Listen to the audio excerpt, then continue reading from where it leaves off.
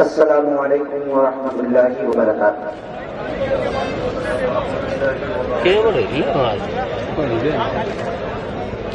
الحمد للہ وحدہ والصلاة والسلام علی من لا نبی بعدہ، اما بعد، بسم اللہ الرحمن الرحیم۔ قال رسول اللہ صلی اللہ تعالی علیہ وسلم: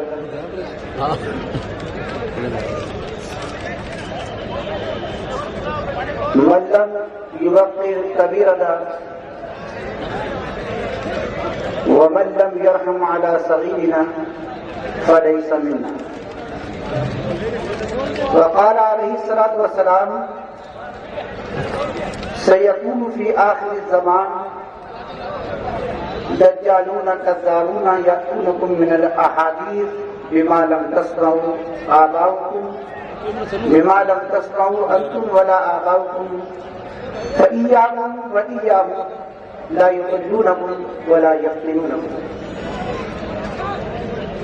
صدق رسول اللہ صلی اللہ تعالی علیہ وسلم۔ آئیے سب سے پہلے ہم اور آپ سرور کونین، مطلوب ثقلین، محبوب دارین صلی اللہ تعالی علیہ وآلہ وصحبہ وسلم کی بارگاہ عالی جہاں میں درود و سلام کی نظریں پیش کریں۔ اللہم صلی وسلم وبارک علی سیدنا مولانا محمد وعلی آل سیدنا مولانا محمد کما تحب و ترضى بأن تصلی علیہ صلاة و سلاما علیک وآلک وصحبک سیدی یا رسول اللہ صلی اللہ علیہ وسلم۔ عزیزان ملت بیضا، اللہ کے رسول صلی اللہ تعالی علیہ وسلم ارشاد فرماتے ہیں: من لم یوقر کبیرنا، جو ہمارے بزرگوں کی توقیر نہ کرے، ہمارے بڑوں کا ادب و احترام نہ کرے، ومن لم یرحم علی صغیرنا، اور جو ہمارے چھوٹوں پر شفقت نہ کرے، فلیس منا، تو وہ ہماری روش پر نہیں۔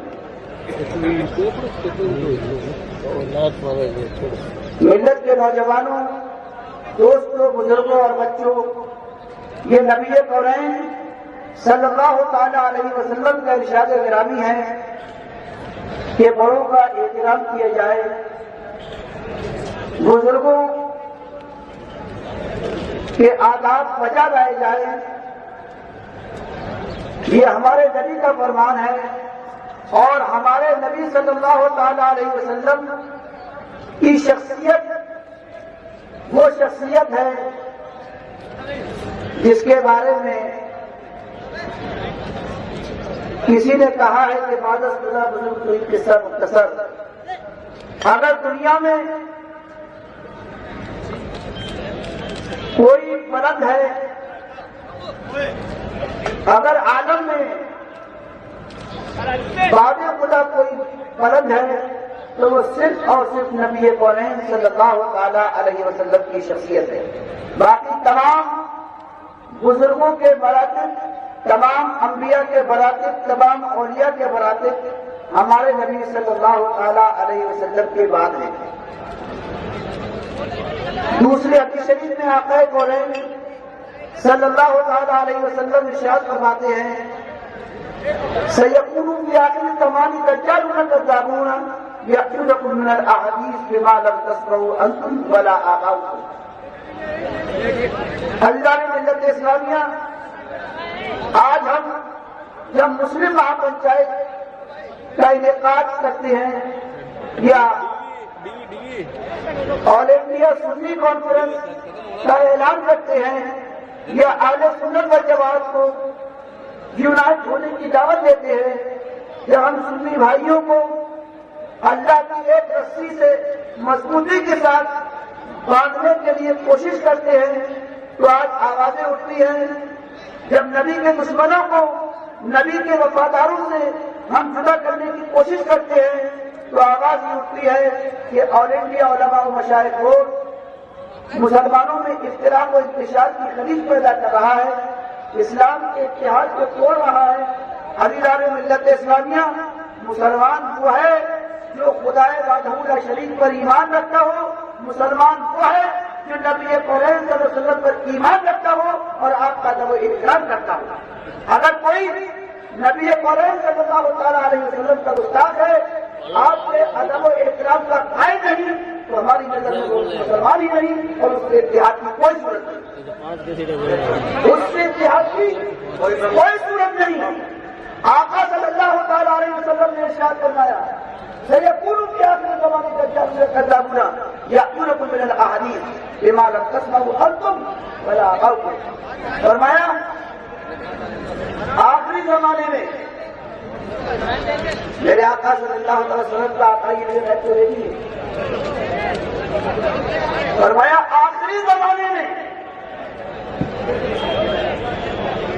کچھ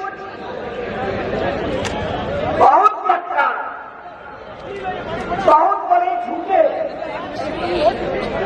پیدا ہوں گے جو تمہارے پاس ایسی ایسی حدیثیں، ایسی ایسی باتیں لے کر آئیں گے جو کبھی نہ تم نے سنی ہوں گی اور نہ تمہارے باپ دادوں نے.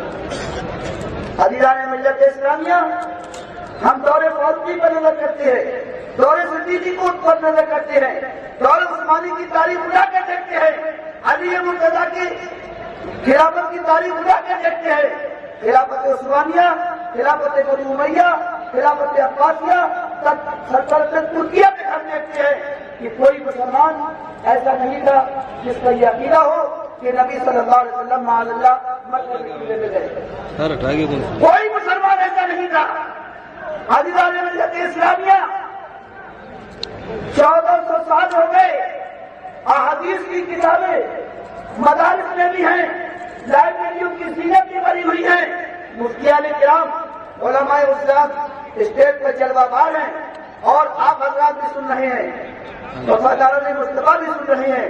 ہو سکتا ہے کہ کہیں کوئی رسول رسول بھی لگا ہوا سن رہا ہو. میں چیلنج کرتا ہوں، مجھے بتائیں کہ حدیث کی کس کتاب کے اندر یہ لکھا ہوا ہے کیا جو تقویت الایمان میں کہا گیا ہے کہ آقا صلی اللہ علیہ وسلم نے فرمایا ہے کہ مجھے پیچھے کا علم بھی نہیں، مجھے دیوار کے پیچھے کی بھی خبر نہیں. بتائیے مجھے یہ کس حدیث کی کتاب کے اندر یہ حدیث موجود ہے؟ بتائیے مجھے کتنی حدیث کی کتابیں ہیں، سیاہ سنکا سے تعلق رکھتی ہوں، یا وہ سنن ہوں، یا وہ معاجم ہوں، یا مساجد ہوں. مجھے بتاؤ کس حدیث کی کتاب میں یہ حدیث موجود ہے؟ نہیں ہے. میرے آقا کی پیش ہوئی حرف بحرف صادق ہوئی، حرف بحرف. میرے آقا نے فرمایا کہ آخری زمانے میں شروع میں کوئی حدیث لے کر نہیں آیا، درمیانی دور میں کوئی حدیث لے کر نہیں آیا. جب آخری زمانہ آیا تو کہنے لگے کہ نبی کو پیچھے کا علم نہیں، اور کہتے ہیں یہ حدیث میں لکھا ہوا ہے، اگر لکھا ہوا ہے تو لے کر لاؤ ہم مانیں گے. تو کون سا مسلمان ایسا ہے جس کا حدیث اور قرآن پر ایمان نہ ہو؟ ہم کہتے ہیں جو کتاب و سنت کے ماننے سے انکار کر دیتا ہے، اہل سنت و جماعت کے اسٹیج سے اعلان کیا جاتا ہے کہ وہ مسلمان نہیں. لاؤ، لا کر پیش کرو جو تقویت الایمان میں لکھا ہوا ہے وہ کہاں ہے. اگر نہیں ہے تو سنو مسلمانوں، اگر نہیں ہے اور نہیں ہے بے شک نہیں ہے تو سن لو. میرے آقا نے فرمایا ہے کہ آخری زمانے میں کچھ بہت بڑے مکار، بہت بڑے جھوٹے لوگ پیدا ہوں گے جو تمہارے پاس ایسی ایسی حدیثیں لے کر آئیں گے جو نہ تم نے سنی ہوں گی اور نہ تمہارے باپ دادوں نے. آقا نے فرمایا پھر ان کے ساتھ کیا سلوک کرو گے؟ مسجدوں میں بٹھاؤ گے، مدرسوں میں بٹھاؤ گے، کیا ان سے معالجہ کرو گے؟ کیا ان سے مصافحہ کرو گے؟ نہیں. آقا نے فرمایا وَإِيَّاكُمْ وَإِيَّاكُمْ وَإِيَّهُمْ، تم ان غداروں سے دور ہو جانا اور انہیں اپنے سے دور کر دینا، تم ان سے دور بھاگنا اور انہیں خود سے دور بھگا دینا۔ یہ کس کا فرمان ہے؟ کس کا ہے؟ آقا کا صلی اللہ علیہ وسلم۔ آپ بتاؤ، نبی کی مانو گے یا غدار علیہ نبی کی؟ کس کی مانو گے؟ نبی کی۔ ایمان کس پر ہے؟ کلمہ کس نے دیا؟ دین کس سے ہے؟ اسلام کس سے ہے؟ ایمان کس سے ہے؟ عقیدہ کس سے ہے؟ نبی قرآن سے۔ افسوس ہے ان لوگوں پر جن کا ایک ہاتھ اہل سنت کے ہاتھ میں ہوتا ہے اور دوسرا ہاتھ نبی کے غداروں کے ہاتھ میں ہوتا ہے۔ یہ دو رنگی چھوڑ دیجیے، ایک رنگ میں آ جائیں۔ اگر آپ کو صرف ایک کمپنی کی مہر لگی ہوئی ہے تو کوئی شک نہیں کرے گا، لیکن اگر میڈ ان چائنا بھی ہو اور میڈ ان انڈیا دونوں مہر لگی ہو تو کوئی تسلیم نہیں کرے گا کہ یہ اصلی بات ہے۔ ہم وفادار نبی ہیں، وفادار نبی ہے۔ بدر میں، احد میں، حنین میں وہ کون سا غزوہ تھا جس میں ہم نے اپنے خون سے تاریخ لکھی؟ وہی تاریخ زندہ رہتی ہے، قلم سے لکھی ہوئی تاریخ، سیاہی سے لکھی ہوئی تاریخ صدیاں دو صدیاں بیت جانے کے بعد مل جایا کرتی ہے، لیکن مسلمانوں جو تاریخ خون سے لکھی جاتی ہے وہ تعبیر تو بائندہ رہتی ہے۔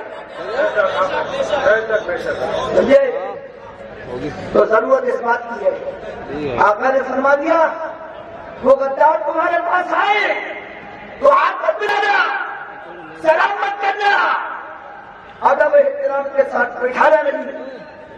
اگر تم نہ بھگا سکو، تم انہیں نہ بھگا سکو، اتنی طاقت نہیں ہے، اس پوزیشن میں نہیں ہو کہ انہیں بھگا سکتے ہو، تو تمہارے پیر تو ہیں، تم خود بھاگ جاؤ، ان کی صحبت میں مت بیٹھو، ان کے قریب مت جاؤ۔ کیوں مت جاؤ؟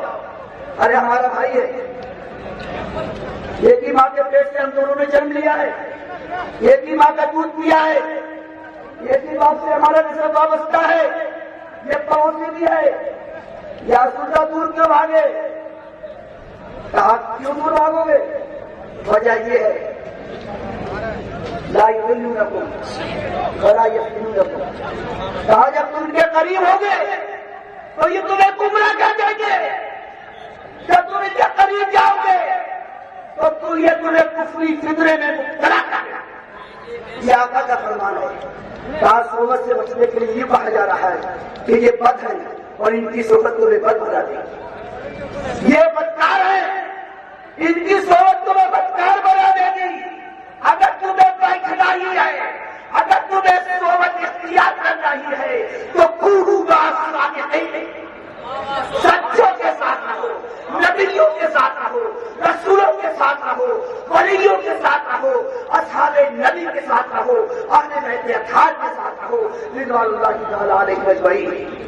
مسلمانوں اور انڈیا علماء مشاہد لوگ، آپ سے فرمان نبی کی روشنی میں، شریعت سنت کی روشنی میں یہ گزارش کرتا ہے کہ اپنی جان کو دشمن کو معاف کر دینا، جو تمہیں گالی دے اسے معاف کر دینا، اس کے پاس بیٹھنا، اس کے ساتھ کھانا پینا، رشتے داریاں کرنا، لیکن جو نبی کا دشمن ہے اس کے پاس مت بیٹھنا، ورنہ وہ تمہارا ایمان لے بیٹھے گا۔